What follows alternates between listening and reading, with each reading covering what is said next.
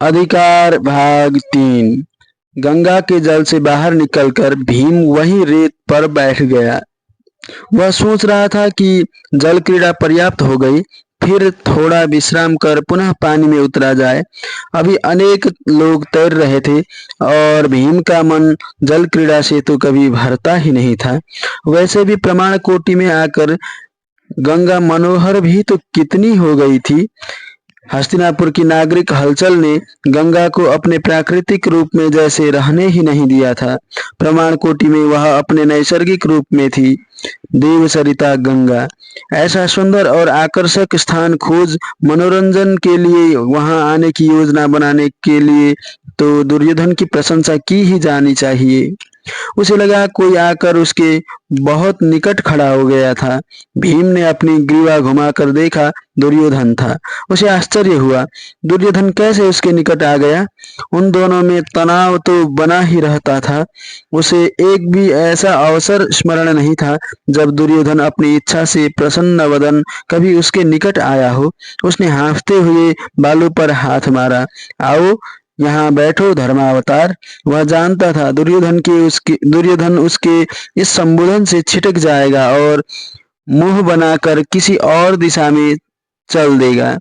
भीम के परिहास की प्रतिक्रिया दुर्योधन में सदा द्वेष के रूप में हुई थी, किंतु आज दुर्योधन ने बुरा नहीं माना। मुस्कुराकर उसके निकट बैठ गया। मैं तो आज पूर्णतः थक गया। भीम को लगा आज तो सब कुछ ही उसके अपेक्षा के विपरीत हो रहा था। एक तो दुर्योधन उसके निकट आ गया, दूसरे उसके निमंत्रण पर उसके निकट बैठ भी गया और अब यह भी स्वीकार कर रहा है कि वह थक गया है। यद्यपि न वह थका हुआ निढाल लग रहा था और न ही वह भीम के समान हाँफ रहा था, किंतु शायद यह इतने आश्चर्य की बात नहीं थी। पाठशाला में हुई क्रीड़ाओं के बाद तुरंत दुर्योधन का व्यवहार कुछ कुछ मैत्रीपूर्ण होता गया था। इस उदक क्रीड़न समारोह का आयोजन तभी तो हो पाया था। कदाचित इस समारोह के माध्यम से दुर्योधन ने उन पांचों भाइयों की ओर मैत्री का हाथ बढ़ाया था। तुम भी थक जाते हो, भीम ने पुनः परिहास किया। मैं तो मान बैठा था कि तुम कभी थकते ही नहीं हो, या शायद तुम थक भी जाते हो तो तुम्हारे ऐंठ नहीं थकती। अरे मैं भी कोई भीम हूँ जो कभी थकता ही न हो। दुर्योधन के स्वर में चाटुकारिता की गंध थी। मुझ में न तुम जैसा बल है, न तुम जैसी ऊर्जा। भीम के लिए यह अभूतपूर्व अनुभव था। दुर्योधन स्वयं अपने मुख से भीम की प्रशंसा कर रहा था और सहसा इन सब से भी कुछ अधिक आश्चर्यप्रद शब्द दुर्योधन के मुख में निकले, मित्र कुछ खिलाओ, बड़ी भूख लगी है। भीम की प्रतिक्रिया कुछ विचित्र हुई। एक ओर तो उसे दुर्योधन का यह सारा व्यवहार कुछ अटपटा सा लग रहा था। उसका मन हो रहा था कि वह पूछे कि क्या दुर्योधन ने भांग खा ली है। आज वह उसे मित्र कहकर पुकार रहा था और दूसरी ओर दुर्योधन के शब्दों ने जैसे भीम की भूख जगा दी थी। उसे अकस्मात ही स्मरण हो आया कि उसने तो बहुत देर से कुछ खाया ही नहीं है। उसे स्वयं अपने आप पर भी आश्चर्य हुआ कि उसने इतनी देर से कुछ खाया भी नहीं और उसे अपनी भूख की भी याद नहीं रही। सर्वव्यापी भूख भीम की संपूर्ण चेतना पर व्याप्त हो गई। वह हंसा, वाह दुर्योधन, तुम सचमुच ही मेरे मित्र हो। खाने का स्मरण दिलाने वाला सचमुच कोई मित्र ही हो सकता है। वस्तुतः तैरने में इतना श्रम हो जाता है कि भूख चमक उठती है। प्रबंध तो ऐसा होना चाहिए कि कोई तैर कर जल से बाहर निकले तो सरिता तट पर ही दासियां मोदकों के थाल लेकर उसके सम्मुख उपस्थित हो जाए, अथवा मध्य धार से ही तट पर मोदकों के थाल दिखाई पड़ने लगे। कोई दौड़ कर आए तो दासी मिष्ठान्न की मंजूषा लिए उसके इतने निकट हो लगे कि वह उस मंजूषा तक पहुंचने के लिए ही दौड़ रहा था। दुर्योधन का हास्य उन्मुक्त भी था और आत्मीय भी। वाह भीम, मैंने कुछ खिलाने को कह दिया तो आदर्श प्रबंध का चित्र खींचकर मेरे प्रबंध में ही त्रुटियां निकालने लगे। नहीं, त्रुटियां नहीं निकाल रहा हूँ। बहुत दिनों के पश्चात मित्र भाव से निकट आए दुर्योधन को भीम रुष्ट नहीं करना चाहता था। मैं तो अपने मनोनुकूल प्रबंध की कल्पना कर रहा था। तो फिर देखो मेरा प्रबंध। दुर्योधन ने ताली बजाई। वृक्षों के पीछे कहीं से निकलकर परिचालक उसके निकट आ गया। वह पेटिका लाओ, मोदक वाली संभाल कर रखी है ना? परिचालक ने हाथ जोड़ सिर झुकाकर स्वीकृति दी और तत्काल पेटिका भी ले आया। दुर्योधन ने उसका आवरण हटाया। उसमें ऊपर तक मोदक ही मोदक भरे पड़े थे। चुपचाप खा लो, दुर्योधन बोला। कहीं अन्य लोगों तक सूचना पहुंच गई तो देखने को भी कुछ नहीं बचेगा। दुर्योधन ने एक मोदक स्वयं अपने हाथ से भीम को खिलाया। तो खाओ, हमारी अनस्वर मैत्री के नाम पर एक मोदक। कुछ मोदक भीम ने अपने हाथों से खाए और कुछ दुर्योधन ने खिलाए। सहसा भीम को लगा उसकी खाने की इच्छा अब शेष नहीं है। उसे अब भूख नहीं रही।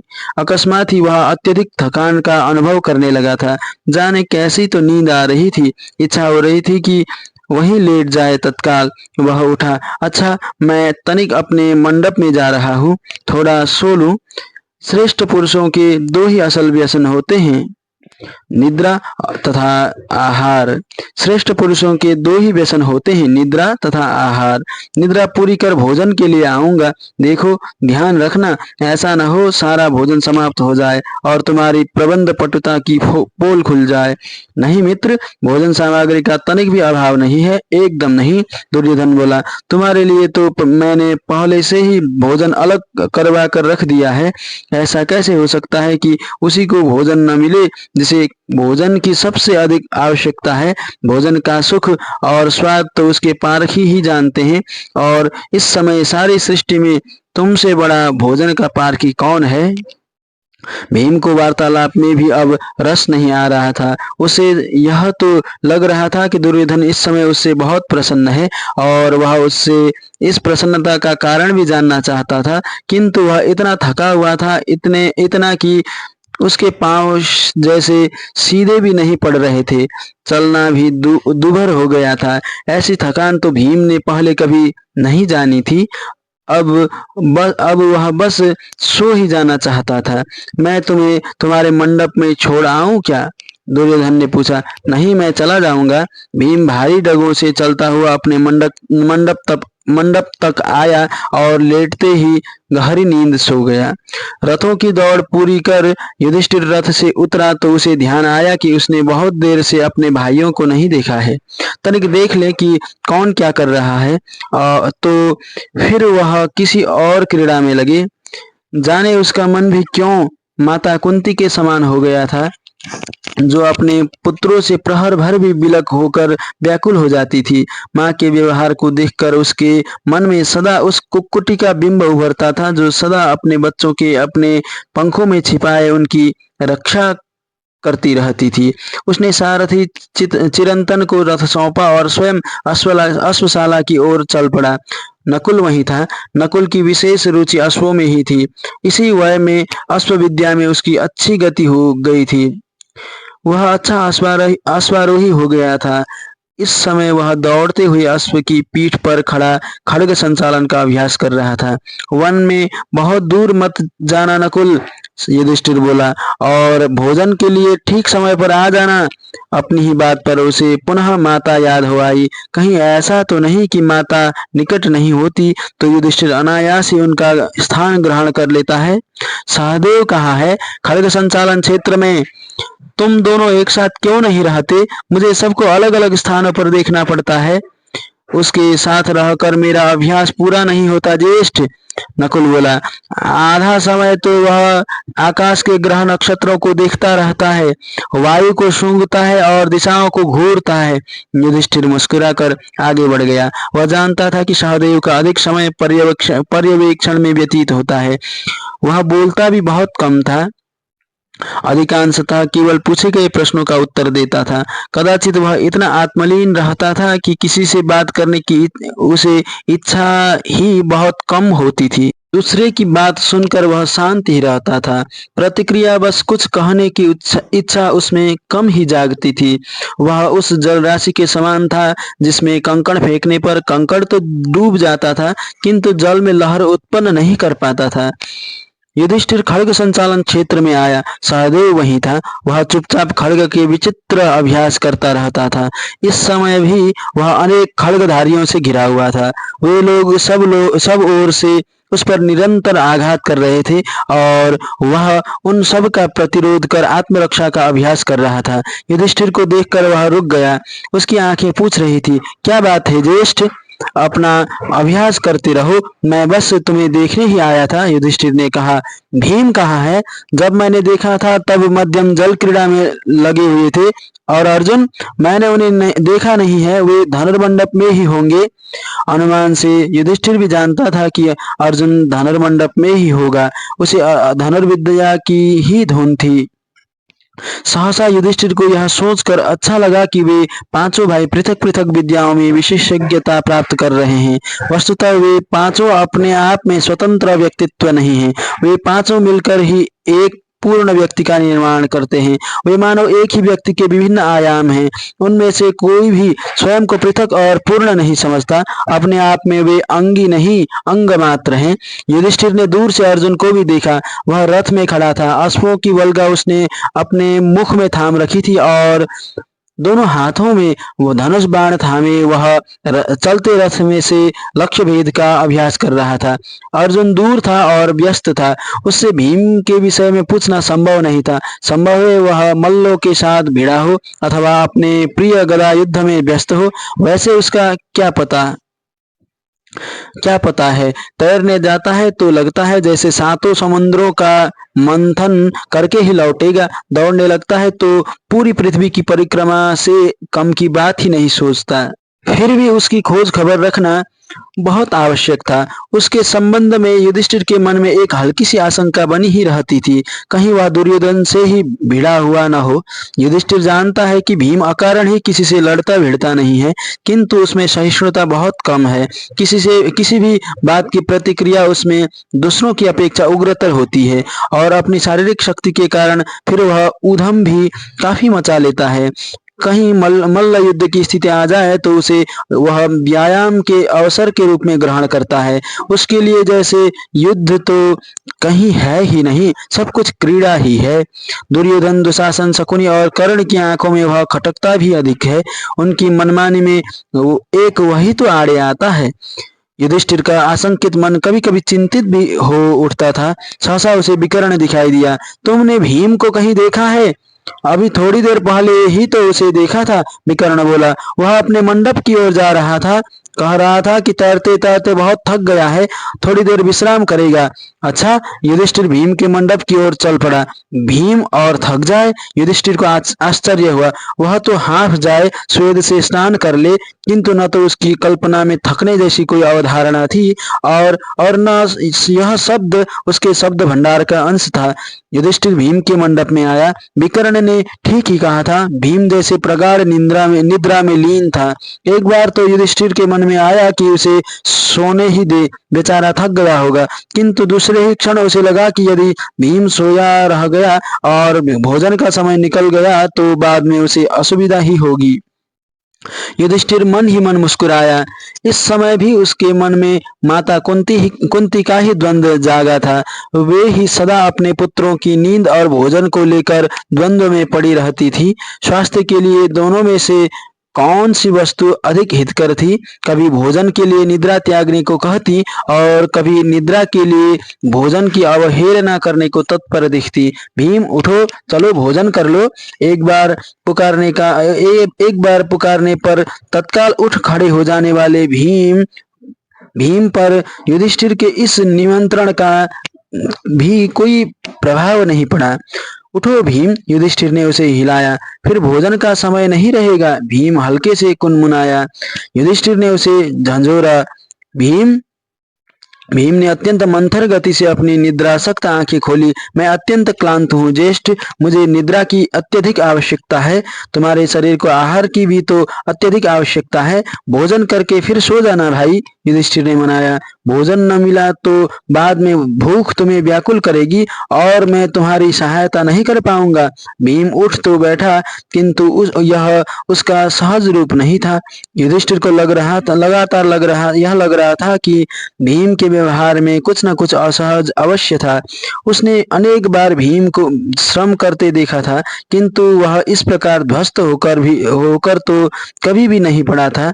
उसने उसे अनेक बार सोते से जगाया था, किंतु उठने में उसने इतना विलंब तो कभी नहीं किया था, और न ही उठने के पश्चात अपनी क्लांति की ऐसी चर्चा ही की थी। भीम कितनी भी प्रगाढ़ निद्रा में क्यों न हो, 2-3 बार पुकारने पर वह तत्काल उठकर खड़ा हो जाता था, और उसके चेहरे पर न निद्रा की कोई चिन्ह अवशिष्ट रह जाता था, न तंद्रा का। स्फूर्ति तो भीम का सर्वप्रमुख गुण था, किंतु आज युधिष्ठिर के साथ साथ भीम भोजनशाला तक गया, किंतु वह कहता ही रहा कि उसे सो लेने दिया जाता तो अच्छा था। इस समय उसे भोजन की न कोई विशेष आवश्यकता थी, न इच्छा। तुम स्वस्थ हो तो हो भीम? युधिष्ठिर ने पूछा भी। हाँ, स्वस्थ ही हूँ, भीम बोला। मेरे स्वास्थ्य को क्या हुआ है? बस किंचित क्लांति है और उसी के कारण तनिक शिथिलता है। भीम ने जैसे तैसे कुछ खाया। उसने भोजन नहीं किया, बस यत्किंचित निग्रहण किया। भोजन का गुणगान करते हुए, उसके स्वाद का विश्लेषण करते हुए रस लेकर खाने वाला भीम जैसे वहां था ही नहीं। अच्छा, मैं विश्राम कर लूं, अपराह्न में मुझे गदा युद्ध का अभ्यास करना है। भीम चला गया। सबने भोजन किया और पुनः अपनी अपनी क्रीड़ाओं तथा प्रतिस्पर्धाओं में लग गए। युधिष्ठिर खड़ग युद्ध के अभ्यास के लिए चला तो गया, किंतु उसका मन अपना सहज उल्लास लौटा नहीं पा रहा था। यदि मध्यम का स्वास्थ्य ठीक न हो तो मैं मंडप में उसके समीप ही रहूं? अर्जुन ने चलते चलते पूछा। नहीं, तुम अपना लक्ष्य भेद का अभ्यास क्यों छोड़ते हो? युधिष्ठिर ने कहा। वस्तुतः अर्जुन को उसके अभ्यास से वंचित कर स्वयं अपने अभ्यास के लिए चले जाना उसे बड़े भाई की दृष्टि से स्वार्थपूर्ण लग रहा था, और अब अपना अभ्यास छोड़ सोए हुए भीम के निकट बैठे रहना उसे किसी अबोध चिंतित वृद्धा माता की भावुकता के समान उपहासजनक लग रहा था। भीम को अपनी निद्रा पूरी कर लेने दो। सोकर भी यदि वह स्वस्थ न हुआ तो वैद्य की सहायता लेनी पड़ेगी। दुर्योधन दबे पांव भीम के मंडप के निकट आया और उसके द्वार पर रुक गया। उसके साथ उसके अनेक साथी थे। उन्हें वहीं रुकने का संकेत कर वह आगे बढ़ा। उसने मंडप में झांक कर देखा, भीम पड़ा सो रहा था, अचेत। दुर्योधन ने धीरे धीरे मंडप में निशब्द प्रवेश किया, भीम के निकट जाकर उसका निरीक्षण किया, फिर मंद स्वर में उसे 2-3 बार पुकारा। न केवल भीम ने कोई उत्तर नहीं दिया, पर उस पर दुर्योधन की चेष्टाओं का कोई प्रभाव भी दिखाई नहीं पड़ा। दुर्योधन ने उसे हल्के हल्के हिलाया, और जब भीम की ओर से तब भी कोई प्रतिक्रिया नहीं हुई तो दुर्योधन ने उसे जोर जोर से झंझोरा। भीम तब भी अचेत सोया रहा। दुर्योधन के चेहरे पर प्रसन्नता प्रकट हुई। उसने पलट कर द्वार की ओर देखा और अपने साथियों को भीतर आने का संकेत किया। अचेत है, एकदम मृतक के समान। दुर्योधन दबे स्वर में बोला, इसे भली प्रकार से बांध लो, किंतु लताओं से ही बांधना, रस्सी का प्रयोग मत करना, ताकि इसका शव यदि कहीं बहता हुआ किनारे लग भी जाए तो लोग यही समझें कि बहते हुए नदी के शैवाल इत्यादि इसके नदी शरीर के साथ उलझ गए हैं। ऐसा न लगे कि किसी ने इसे बांधा है। उसके सहयोगी आवश्यक उपकरणों के साथ पहले ही तत्पर थे। उन्होंने तत्काल लताएं इत्यादि निकाली और भीम को दृढ़ता से बांध दिया। उसे हिला डुला कर संतोषजनक ढंग से देख लिया कि कहीं कोई न्यूनता तो नहीं रह गई। सब प्रकार से संतुष्ट होकर उन्होंने दुर्योधन की ओर देखा। ठीक है? दुर्योधन ने पूछा। उन्होंने स्वीकृति में सिर हिला दिया। वैसे तो कोई संभावना नहीं है, किंतु किसी कारण से इसकी चेतना लौट आई तो इन्हें खोल तो नहीं पाएगा? नहीं महाराज, यह तो मनुष्य है। हमने तो ऐसा बांधा है कि हाथी का बल भी इसे तोड़ न पाए। उठा लो, दुर्योधन बोला। वहीं ले चलना जहां नदी का जल गहरा हो, आसपास विषैले सर्प पर्याप्त संख्या में हो, इसके जीवित रहने की कोई भी संभावना न बचे। आपके आदेश का पालन होगा महाराज। वे लोग चले गए। दुर्योधन खड़ा खड़ा मुस्कुराता रहा। उसे लग रहा था जैसे उसके जीवन की सबसे बड़ी अभिलाषा आज पूरी हो गई। यही था उसके मार्ग का रोड़ा। उसके बाद है ही कौन? युधिष्ठिर किसी भी प्रकार से न तो योद्धा ही है और न राजनीतिज्ञ। उसे तो धमका देना ही पर्याप्त है, या फिर उसकी हत्या करवाने में श्रम ही कितना लगेगा। अर्जुन है किंतु वह नासमझ है, और उसके शरीर में बल ही कितना है। वैसे भी वह दुर्योधन से छोटा है। दुर्योधन के होते हुए वह हस्तिनापुर का युवराज नहीं हो सकता। अब दुर्योधन को हस्तिनापुर का युवराज होने से कोई नहीं रोक सकता। दुर्योधन उल्लसित मन से क्रीड़ा स्थल की ओर लौट गया, किंतु उसका मन अब भी किसी क्रीड़ा में लग ही नहीं रहा था। जब तक उसे यह सूचना न मिल जाए कि भीम को नदी के जल में प्रवाहित कर दिया गया है, तब तक उसके लिए एक स्थान पर टिकना कठिन था। वह रथ लेकर निकल पड़ा। वह इधर उधर घूमता रहेगा, कोई उस पर संदेह भी नहीं करेगा और उसे समाचार भी मिल जाएगा। वह सारे प्रमाण कोटि में घूमता फिरा, किंतु उसकी दृष्टि गंगा के तट पर ही टिकी हुई थी। तभी उसे दुशासन दिखाई दिया। उसने रथ रोक लिया। दुशासन, हो गया भैया, कोई त्रुटि तो नहीं हुई? नहीं भैया, उसे मैंने अपने हाथों से गंगा में डुबोया है, विषैले सर्पों के स्थान पर। हाँ भैया। नदी में जल उथला तो नहीं था? नहीं। हाथी की पीठ पर हाथी खड़ा हो जाए तो वह भी डूब जाए, किसी ने देखा तो नहीं? कौन होता देखने वाला?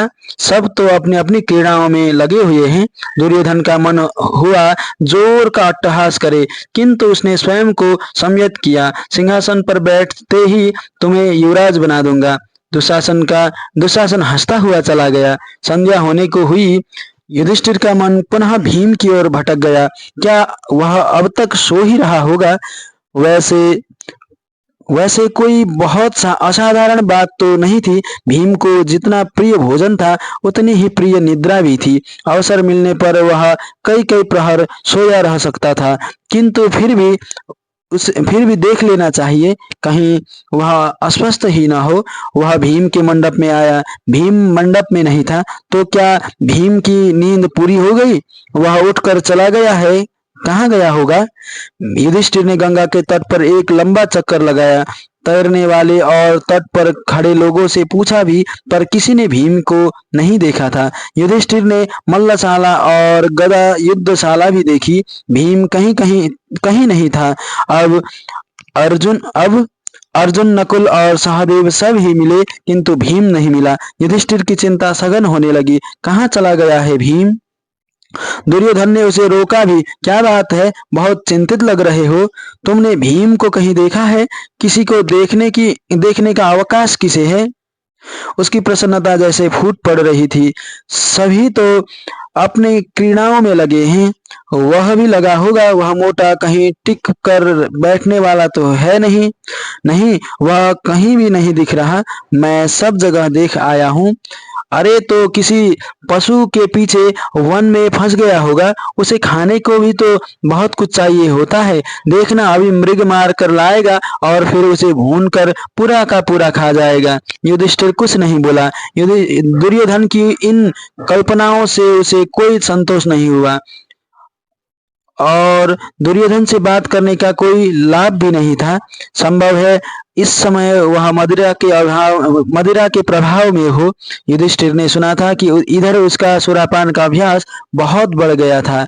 युधिष्ठिर आगे बढ़ गया। अरे धर्मराज, दुर्योधन चिल्लाकर बोला, कहीं ऐसा न हो कि वह हस्तिनापुर लौट गया हो। किसी को बिना कुछ कहे वह हस्तिनापुर क्यों लौट जाएगा? युधिष्ठिर ने आपत्ति की। अम्मा की याद आ गई होगी। दुर्योधन के साथियों ने जोर का अट्टहास किया। युधिष्ठिर के चिंतित मन को दुर्योधन का अभद्र परिहास अच्छा नहीं लगा, किंतु वह कर ही क्या सकता था।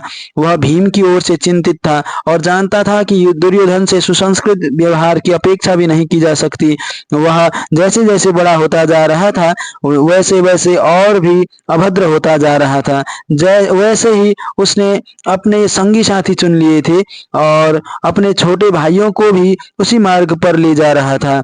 जो मन में आता था कह बैठता था, जिसको इच्छा होती पीट बैठता था। मदांध हो रहा था, एकदम दुर्वृत्त, साथ में गुंडों की टोली लिए चलता था। उसकी इन्हीं बातों से भीम उग्र हो उठता था। कदाचित सारे कुरु राज्य में एकमात्र भीम ही ऐसा व्यक्ति था जो उसकी आलोचना करता था अथवा ईंट का जवाब पत्थर से देता था। पर भीम इस समय पता नहीं कहाँ था। युधिष्ठिर के मन में इच्छा हुई कि वह तत्काल हस्तिनापुर लौट जाए, जाकर देखे। बहुत संभव है कि किसी कारण से भीम सचमुच ही युधिष्ठिर लौट गया हो, भीम सचमुच ही हस्तिनापुर लौट गया हो। किंतु यदि वह यहीं कहीं आसपास ही मृगया कर रहा हो तो, या तैरता तैरता गंगा में ही दूर निकल गया हो। इधर युधिष्ठिर हस्तिनापुर जाए और उधर भीम प्रमाण कोटि में प्रकट हो जाए, और फिर अर्जुन, नकुल और सहदेव यही हैं। संध्या ढलने लगी तो शिविर उखड़ने लगा और हस्तिनापुर लौटने की तैयारी होने लगी। युधिष्ठिर को चिंतित देख अर्जुन बोला, ज्येष्ठ, आप कहें तो मैं सारा प्रमाण कोटि एक बार फिर से देख आऊं। संभव है मध्यम यहीं कहीं हो। नहीं, युधिष्ठिर बोला, फिर तुम्हें मैं कहाँ खोजता फिरूंगा। युधिष्ठिर ने नकुल और सहदेव को भी पुकार लिया, तुम लोग अब कहीं मत जाना, बल्कि नकुल, तुम चिरंतन से कहो कि वह रथ तैयार करे। अंधेरा हो रहा है, हमें हस्तिनापुर लौट जाना चाहिए। नकुल चिरंतन को खोजने चला गया। और ज्येष्ठ, यदि मध्यम यहीं कहीं पड़े सो रहे हो तो? सहदेव बोला, संभावनाएं तो अनेक हो सकती है। युधिष्ठिर ने सहदेव की बात टाल दी, किंतु उसके अपने मन में असंख्य आशंकाएं जागृत हो उठी। दोपहर से ही भीम नींद से अत्यधिक निढाल हो रहा था। सचमुच ही यदि वह किसी कारण से उठकर मंडप से बाहर आया हो और फिर वन में ही कहीं लेट गया हो तो? उसकी तो नींद भी ऐसी है, और भीम को न किसी प्रकार की चिंता होती है न आशंका। वन की भूमि को तो वह जैसे अपना घर ही समझता है। यह वन है, यहाँ अनेक हिंस्र पशु हैं, और फिर दुर्योधन और उसके मित्र भी तो हैं। कहीं कोई दुर्घटना हो गई? नहीं। युधिष्ठिर ने स्वयं को संयत किया। इस प्रकार आशंकाओं से उन्मत्त होने का कोई लाभ नहीं है। बहुत संभव है कि भीम उनसे पहले हस्तिनापुर लौट गया हो। संभव है वह उनसे पहले लौटकर उनको चकित कर देना चाहता हो। है तो खिलंदरा ही। उसके विनोद भी विचित्र होते हैं। किस समय उसके मस्तिष्क में कौन सी सनक समा जाती है, यह भी तो किसी को पता नहीं लगता। रथ तैयार हो गए और शिविर का सारा सामान सड़कों पर लाद दिया गया। एक रथ में चार चार पांच पांच व्यक्ति आरूढ़ थे। दुर्योधन जैसे पूर्णतः मध्य के प्रभाव में था। वह उच्च स्वर में लगातार कुछ न कुछ बोलता जा रहा था। कभी गाने लगता था, कभी अपने किसी साथी को गाने और चिल्लाने के लिए उकसाने लगता था। दुशासन और दुर्योधन का परम मित्र कर्ण उसे संभालने में लगा हुआ था। चिरंतन रथ ले आया तो युधिष्ठिर ने अर्जुन, नकुल और सहदेव को उसमें बैठने के लिए कहा। उन्हें बैठा कर वह स्वयं भी आ गया। चलो, उसने धीरे से कहा। उनका रथ चला, साथ में अनेक और रथ भी चल पड़े। अपनी अपनी गति के अनुसार सबने मार्ग में कहीं न कहीं अपना स्थान बना लिया। सहसा दुर्योधन का रथ उनके समकक्ष आ गया। आओ, दुर्योधन मद्यप के समान चिल्लाया, देखें कौन रथ संचालन में अधिक प्रवीण है। चाहो तो सारथी रथ हाँके या मेरी और युधिष्ठिर की प्रतियोगिता हो जाए। चिरंतन ने युधिष्ठिर की ओर देखा। तुम अपनी गति से चलते रहो, युधिष्ठिर ने धीरे से कहा। क्यों नहीं है साहस? दुर्योधन पुनः चिल्लाया। अरे, वह मोटा नहीं है तो मुंह क्यों लटका लिए? रथ संचालन का अभ्यास तो करते ही रहना चाहिए। दिन भर में पर्याप्त अभ्यास हो गया है, युधिष्ठिर ने धीरे से कहा और दूसरी दिशा में देखने लगा। दुर्योधन ने एक अट्टहास किया और रथ को भगाकर आगे निकाल ले गया। आप एक बार मुझे आदेश देकर देखें राजकुमार, चिरंतन बोला। मैं इसकी सारी हेकड़ी भुला दूंगा। मैं तुम्हारी योग्यता से परिचित हूँ चिरंतन, युधिष्ठिर बोला, किंतु मदिरा में उन्मत्त उस मूर्ख दुर्योधन की बातों से क्या उत्तेजित होना। कुंती ने द्वार पर ही उनका स्वागत किया। आ गए मेरे बच्चों? और दूसरे ही क्षण उसने प्रश्न किया, भीम कहाँ है? भीम आया नहीं क्या? युधिष्ठिर ने पूछ तो लिया, किंतु ग्लानि से उसका मुख स्वयं झुक गया। कुंती ने द्वार पर ही उनका स्वागत किया। आ गए मेरे बच्चों। और दूसरे ही क्षण उसने प्रश्न किया, भीम कहाँ है? भीम आया नहीं क्या? युधिष्ठिर ने पूछ तो लिया, किंतु ग्लानि से उसका मुख स्वयं झुक गया। उसने कैसे यह स्वीकार कर लिया कि उन सबको बिना बताए, बिना कुछ कहे क्रीड़ा छोड़कर भीम घर आ जाएगा माँ से मिलने?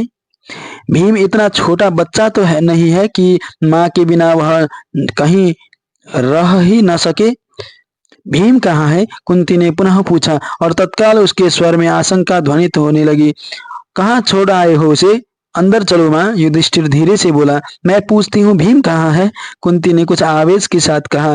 भीतर चलो माँ, अभी बताते हैं। युधिष्ठिर कुंती के कंधों को थाम कर भीतर ले गया। कुंती समझ गई कुछ न कुछ अघटनीय घट गया है। उसका मुख कुछ पीला हो गया था और टांगे जैसे कांपने सी लगी थी। युधिष्ठिर ने अत्यंत सावधानी पूर्वक बहुत ही कोमल शब्दों में माँ को सारी स्थिति समझाई। कुंती अवाक बैठी रही। क्षण भर को तो उसे ऐसे लगा जैसे सब कुछ थम सा गया है, जड़ हो गया है, कहीं कोई स्पंदन शेष ही नहीं है। फिर जैसे बर्फ पिघली, उसकी आंखों में पानी झलमलाया। मुझ अभागिन के साथ कुछ न कुछ तो ऐसा होना ही था। मेरा ऐसा भाग्य कहाँ कि मैं किसी भी अवस्था में कुछ दिन सुख और शांति के व्यतीत कर सकूं। निराश न हो माँ, युधिष्ठिर ने माँ को अपनी बाहों में समेटकर सांत्वना दी। भीम कोई छोटा बच्चा तो नहीं है कि मार्ग भूल जाएगा, कहीं चला गया होगा। अब हम लोगों को वहां न देखकर लौट कर घर ही तो आएगा और कहाँ जाएगा। युधिष्ठिर की जिह्वा जो कुछ कह रही थी, उसका अपना मन ही उसे स्वीकार नहीं कर रहा था। प्रमाण कोटि से चलते समय ही क्यों भीम को उस प्रकार अस्वाभाविक और असहज ढंग से सोते देखकर ही उसका मन खटका था।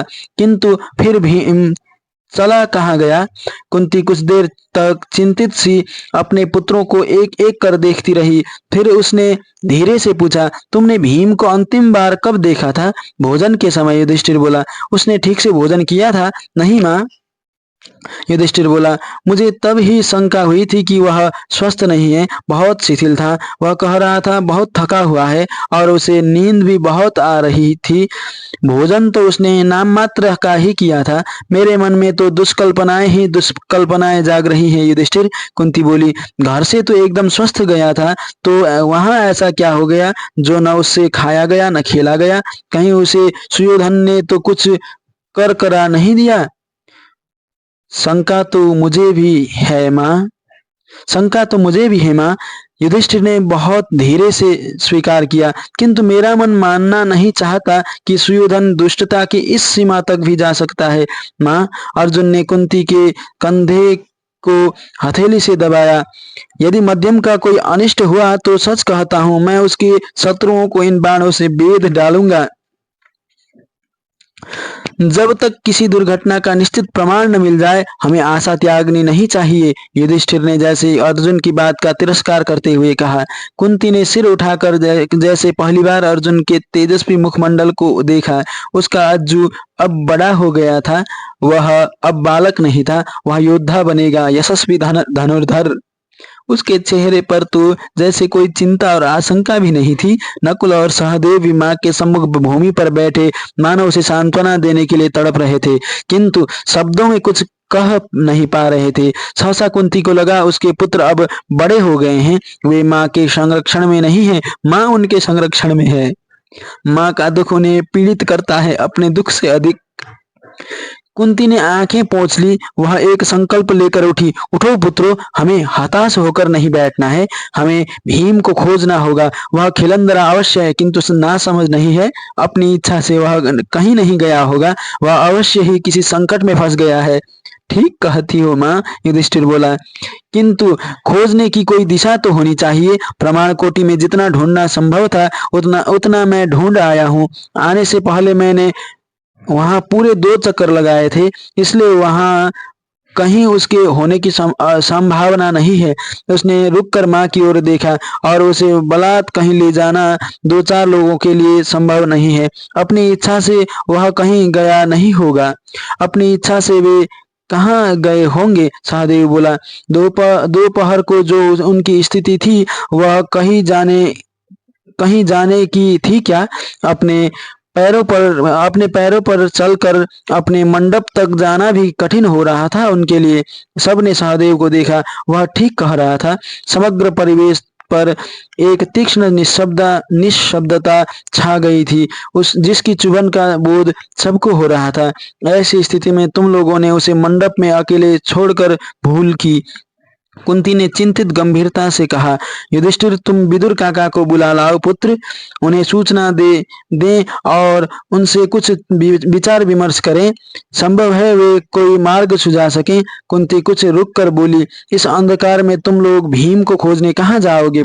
और पुत्र, उसने युधिष्ठिर को साभिप्राय देखा। निशस्त्र बाहर मत जाओ, अकेले भी मत जाओ, अर्जुन को साथ लेकर जाओ।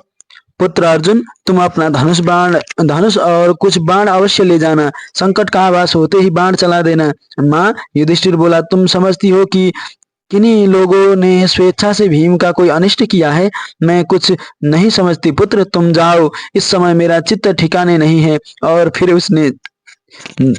फिर उसने जोड़ा, अधिक समय मत लगाना, एक क्षण भी अनावश्यक मत रुकना। जब तक तुम लोग नहीं आओगे मेरे प्राण शूली पर टंगे रहेंगे। चल अर्जुन। युधिष्ठिर बाहर की ओर चल पड़ा।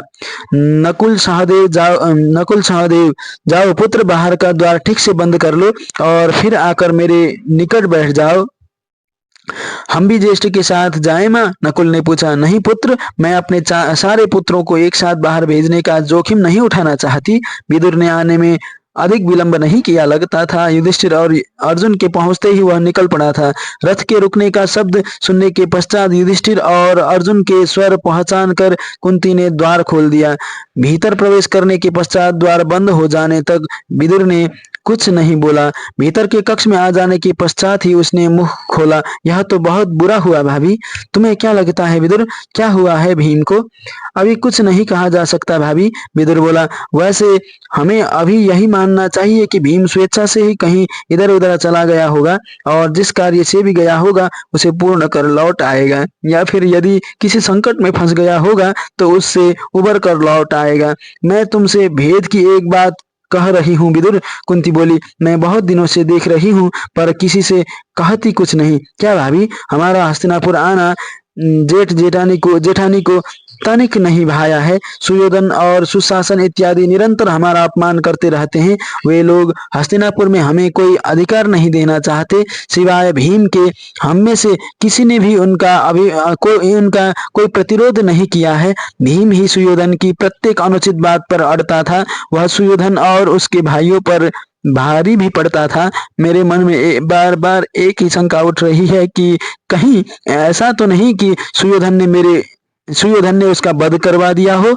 विदुर ने भरपूर दृष्टि कुंती पर डाली, किंतु उसकी आंखों में न स्तब्धता थी, न विमूढ़ता और न ही किसी प्रकार की आस्तिकता का भाव। वह बोला, यह बहुत असंभव नहीं है भाभी।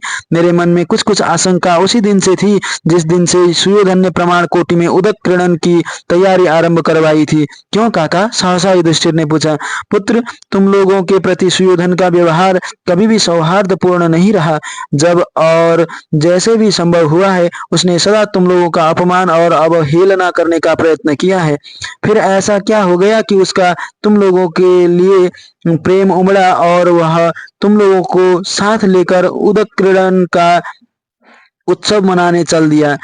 जब कभी शत्रु भाव रखने वाला कोई व्यक्ति बहुत आत्मीयता जताए तो उसे शंका की दृष्टि से ही देखना चाहिए पुत्र। युधिष्ठिर मन ही मन विदुर की बात पर विचार करता रहा और फिर बोला, उसने मुझसे कहा था काका कि उसे समाचार मिला है कि गंगा के तट पर यह एक अत्यंत मनोरम स्थल है। वहाँ एक सुंदर उद्यान है जो आधा जल में है और आधा स्थल पर। वहाँ क्रीड़ा और स्पर्धा का बहुत अच्छा अवसर है और उसकी कोई भी स्पर्धा भीम से प्रतियोगिता किए बिना दक्षपूर्ण नहीं हो सकती। सत्य यह है पुत्र कि उसने कई मास के समय में यह स्थल अपने शिल्पी लगाकर इस रूप में बनवाया है जिस रूप में तुमने उसे देखा है।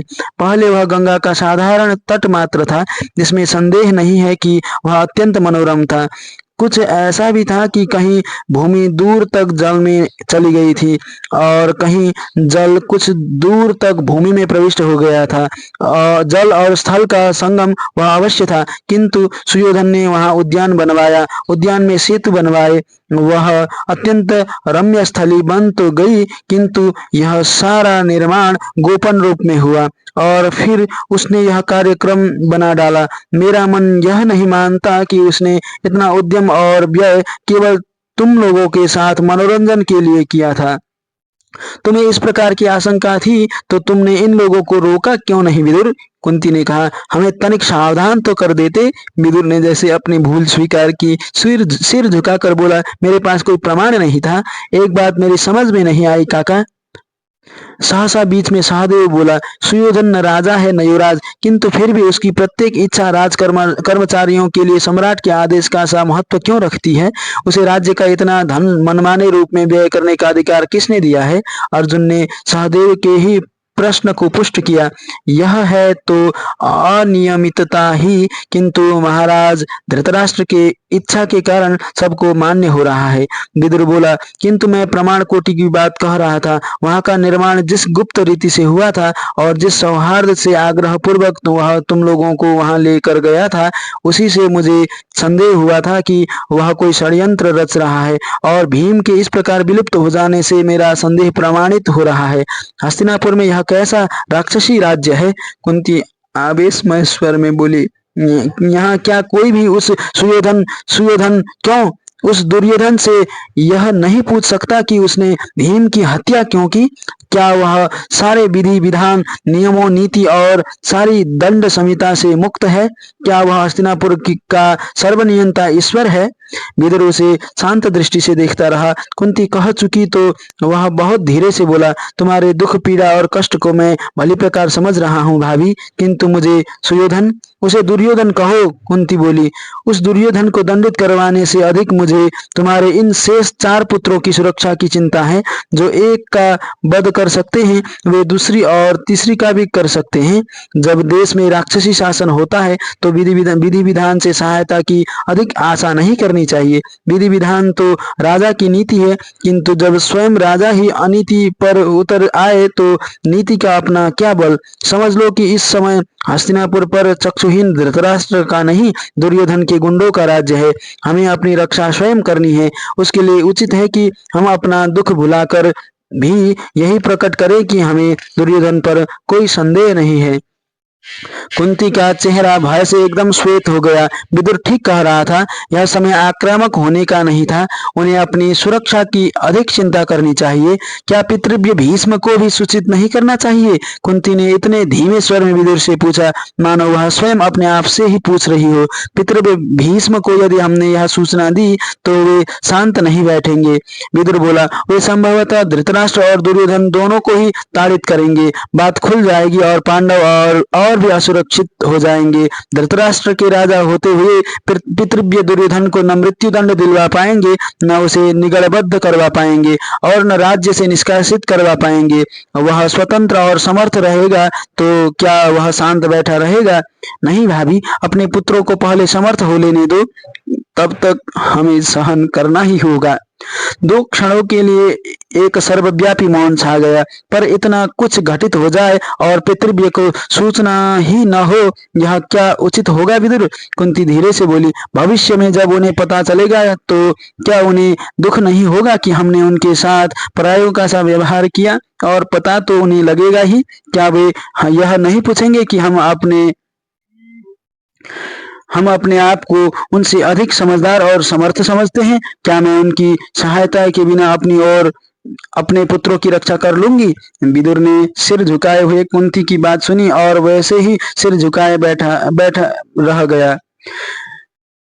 कुछ बोला नहीं, बस सोचता ही रहा। कुछ बोलते क्यों नहीं विदुर? कुंती ने कहा। विदुर ने जैसे उन्नीदी आंखों और अनमने भाव से ऊपर की ओर देखा। आकाश बहुत समर्थ है भाभी, वह धरती को आच्छादित भी किए रहता है, किंतु न तो वह सूर्य के ताप से धरती की रक्षा कर सकता है, न वर्षा की ताड़ना से। उसने अपनी दृष्टि कुंती की ओर फेरी। पितृव्य को भी आकाश ही समझो भाभी। उसकी दृष्टि कुंती से हटकर युधिष्ठिर पर पड़ी। फिर जैसे उसने चारों भाइयों को अपनी दृष्टि में समेट लिया। पुत्रों, कुछ बातों का तुम लोग भी ध्यान रखो। एकाकी कहीं मत जाओ, निशस्त्र बाहर मत निकलो। दुर्योधन तथा उसके मित्रों की दी हुई अथवा उसके दासों की पकाई हुई कोई वस्तु मत खाना। दुर्योधन के रचे हुए उत्सवों में बहुत सावधान होकर सम्मिलित होना तथा दुर्योधन के द्वारा निर्मित प्रत्येक भवन को संदेह की दृष्टि से देखना, उसमें सजग होकर रहना और उसके कर्मचारियों पर कभी विश्वास मत करना। मैं तो आज तक उपेक्षा, अपमान और अवहेलना का प्रतिवाद करने की ही तैयारी करती रही। मैं क्या जानती थी कि यहाँ हत्याओं का दौर आरंभ हो जाएगा। कुंती कदाचित अपने आप से ही कह रही थी। कुंती ने सारी रात बड़ी बीहड़ व्याकुलता में काटी। एक और उसका मन जैसे पूर्णतः विश्वास कर चुका था कि दुर्योधन ने उसके भीम की हत्या करवा दी है, और दूसरी ओर उसका एक और मन था जो इसे अनवरत नकारता जा रहा था। उसकी आस्था उसे बार बार विश्वास दिलाती थी कि ऐसा संभव नहीं था, या उसे कम से कम तब तक ऐसा विश्वास नहीं करना चाहिए जब तक उसे वध का निश्चित प्रमाण न मिल जाए। भीम यदि जीवित है और ये किसी संकट में फंसा हुआ है तो कुंती को उसकी सहायता करने का प्रयत्न करना चाहिए। हाथ पर हाथ धरे बैठे रहने का अर्थ था भीम के विरुद्ध उस संकट की सहायता, भीम को मृत्यु की ओर धकेलना। और कुंती ऐसा कैसे कर सकती थी? किंतु दूसरे ही क्षण उसका मन कुछ और चिंतित हो जाता। भीम की खोज और सहायता के लिए वह किसे भेजेगी? अपने पुत्रों ही को तो। हस्तिनापुर की सेना तो जाएगी नहीं, यही युधिष्ठिर ही तो जाएगा उसे खोजने, या अर्जुन, या नकुल, या सहदेव, या ये चारों। पर इनमें से कौन इतना समर्थ है कि वह दुर्योधन के षड्यंत्रों का सामना कर सके? कहीं ऐसा न हो कि भीम की सहायता करते करते ये स्वयं ही किसी संकट में जा फंसे। सारी रात कुंती कोई निर्णय नहीं कर पाई। वह भीम के लिए दूसरे पुत्रों को संकट में डाले या इनकी सुरक्षा के लिए भीम को त्याग दे, इनमें से कोई भी विचार अधिक देर तक टिक नहीं पाता था। जैसे दोनों में निरंतर मल्ल युद्ध हो रहा था। दोनों ही चतुर थे, स्फूर्तिपूर्ण थे, शक्तिशाली थे। कभी पहला दूसरे को पटक कर स्वयं ऊपर आ जाता था, कभी दूसरा पहले को चित कर उसके वक्ष पर आ बैठता था। और फिर रात भर न जाने कैसी कैसी आहटें होती रही थी, कैसे कैसे शब्द और ध्वनियां। उसे बार बार लगता था कि किसी की पदछाप उनके द्वार की ओर आ रही है, जैसे कोई कपाट थपथपा रहा है, या जैसे भीम अपने भारी स्वर को दबाकर धीरे से पुकार रहा है, माँ। वह कितनी ही बार अपनी शैया से उठी, द्वार तक गई भी, बस कपाट भर नहीं खोले।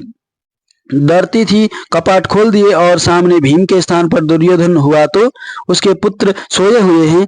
ऐसा न हो कि वह निद्रालीन पांडवों का वध कर जाए। उसने कपाट से कान लगाकर सुना, बाहर कोई शब्द नहीं था। पता नहीं क्या बात थी कि सैया पर लेटते ही उसके कान इतने सजीव कैसे हो जाते थे, या फिर सैया के आसपास स्वरों, शब्दों और ध्वनियों का इतना सजीव संसार कहाँ से उपस्थित हो जाता था। किंतु कपाट के निकट आते ही सब कुछ पूर्ण निस्तब्धता में विलीन हो जाता और वह सोचती ही रह जाती कि सत्य क्या है। प्रातः उसने अपने पुत्रों को देखा। वे सब सैया से उठकर आए थे, किंतु उनकी आंखों से स्पष्ट था कि उनमें से कोई भी रात भर ठीक से सोया नहीं था।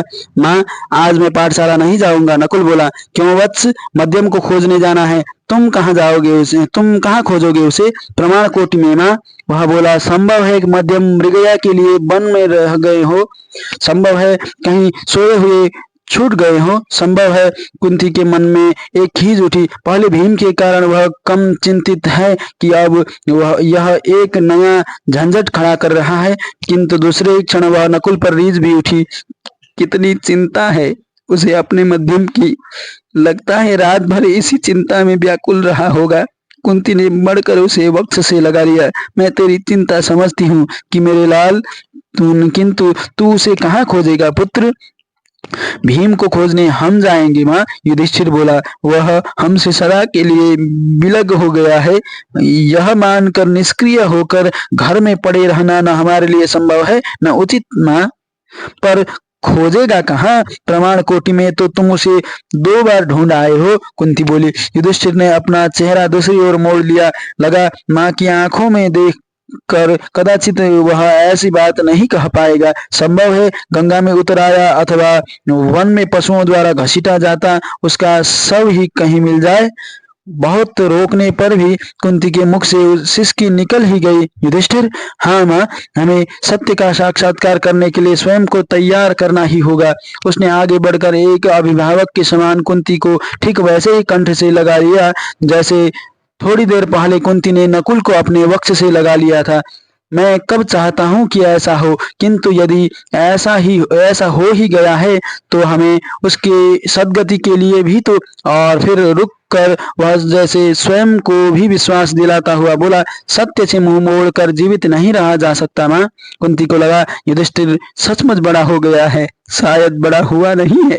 आवश्यकता देखते हुए उसने स्वयं को बड़ा कर लिया है। वह सत्य का अन्वेषक था, अपनी बाल्यावस्था से ही सत्य को खोजा करता था, अब सत्य का साक्षात्कार करना चाहता था।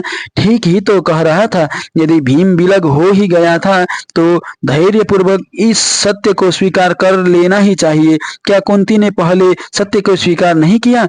पर वह तो नवजात बालक था, उसको देखा ही कितनी देर था, किंतु भीम पला पलाया तरुणाई की देहरी को छूता इतना उधम मचाने वाला भीम। आज घर में कैसी निस्तब्धता थी, स्मशान की सी नीरवता। घर में आज भीम ही नहीं था, घर में आज भीम ही तो नहीं था। ठीक कह रहा है युधिष्ठिर, भीम को खोजना तो होगा। वह अपने हाथों में से भीम को इतनी सरलता से खिसक जाने नहीं देगी। वह अपनी हथेलियों में से फिसलते भीम को पकड़ने का प्रयत्न तो करेगी ही। जाओ पुत्र, किंतु अकेले मत जाना, अर्जुन को भी साथ ले जाना और चिरंतन को भी। मैं भी साथ जाऊंगा माँ, सहदेव बोला। मैं भी, नकुल ने कहा। नहीं, तुम दोनों मेरे साथ रहोगे घर पर।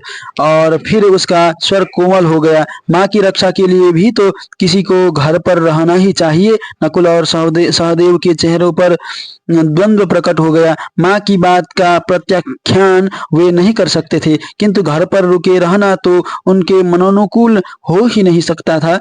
युधिष्ठिर ने उन दोनों को अपनी भुजाओं में भर लिया। माँ तुम्हें रोकने के लिए ही ऐसा कह रही है और वह माँ तुम्हें रोकने के लिए ही ऐसा कह रही है। और वह कुंती की ओर मुड़ा। इन्हें भी हमारे साथ जाने दो माँ। वैसे तुम्हारी बात भी ठीक है, हमें तुम्हारी सुरक्षा के विषय में भी सावधान रहना चाहिए। यद्यपि मैं समझता हूँ कि दुर्योधन तुम्हारे साथ ऐसा व्यवहार नहीं करेगा, क्योंकि तुमसे उसकी कोई स्पर्धा नहीं है।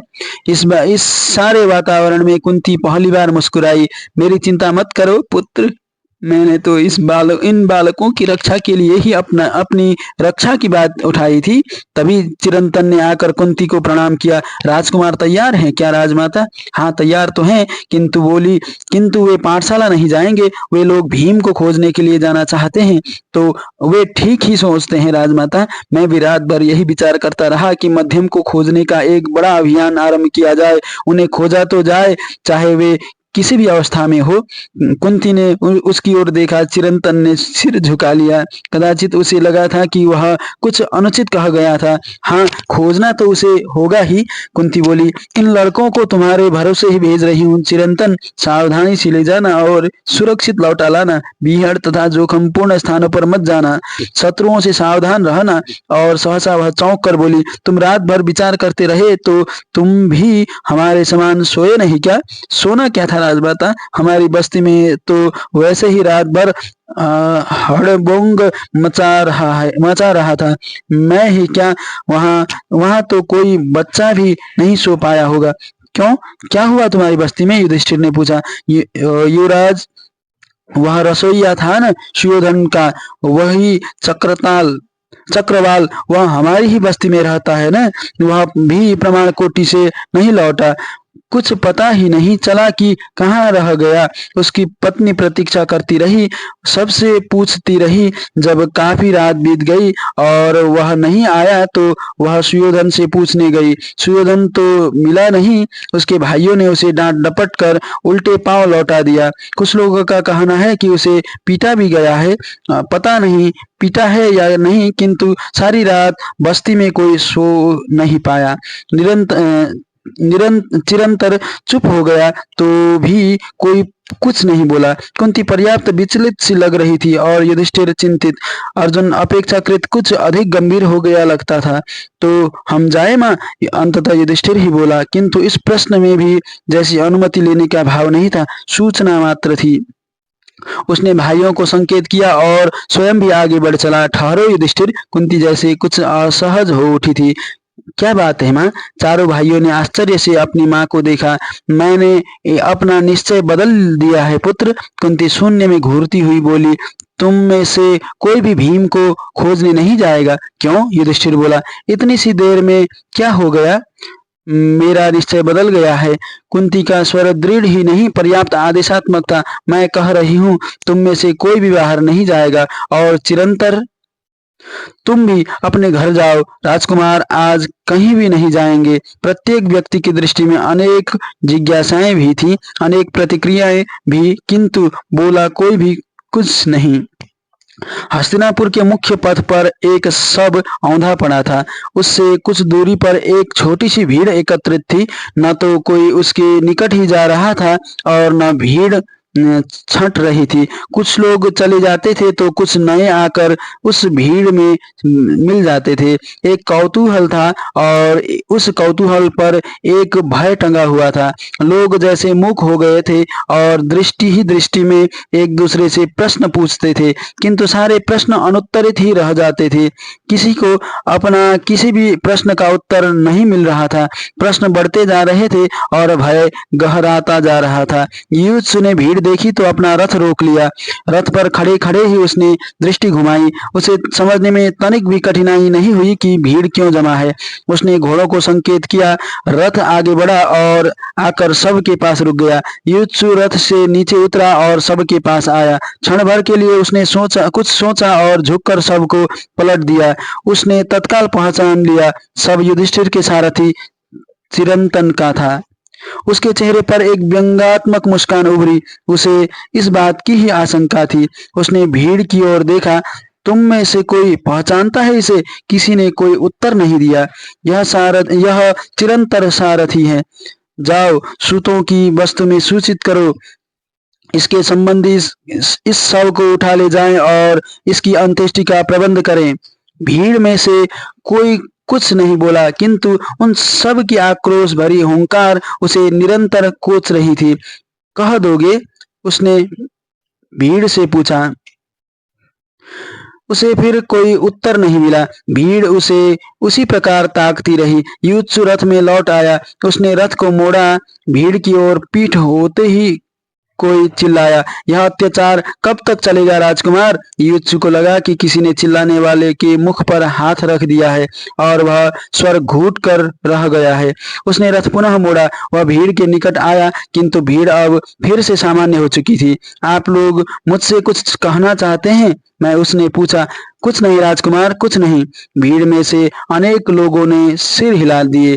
युयुत्सु सोचने का प्रयत्न करता रहा कि यह सब क्या था। लोग इस प्रकार भयभीत क्यों थे? क्या खुलकर एक सीधा साधा प्रश्न करने का भी अधिकार उनको नहीं था?